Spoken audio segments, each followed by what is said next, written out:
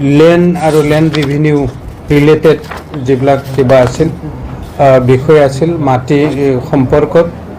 আমি মাটি আমাৰ যিটো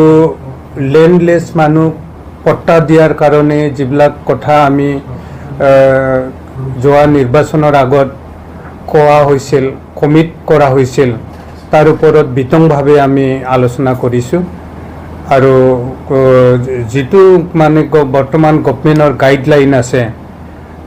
6+1 7 বিঘাকে ৰুৰেল এৰিয়াত মাটি পট্টা দিব পাৰে আৰু টাউনত হ'লে 1 কঠা 5 লাখ মোটামুটি 1.5 কঠা মাটি দিব পাৰে যদি লেণ্ডলেছ মানুহ হয় তেওঁলোকক মানে কেটেগৰীবিলাক কেনেকৈ আমি চিনাক্ত কৰিম লেণ্ডলেছ মানুহ হয় নে নহয় এই সকলোবিলাক হেৰি কৰাৰ কাৰণে আমি একোটা জোন কৰি পেলাই আমি কমিটি বনাই গোটেই বিষয়বস্তুটো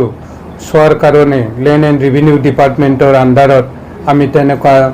জোনেল কমিটি গঠনৰ সিদ্ধান্ত লৈছে ইতিমধ্যে চিৰাঙত কোকৰাঝাৰত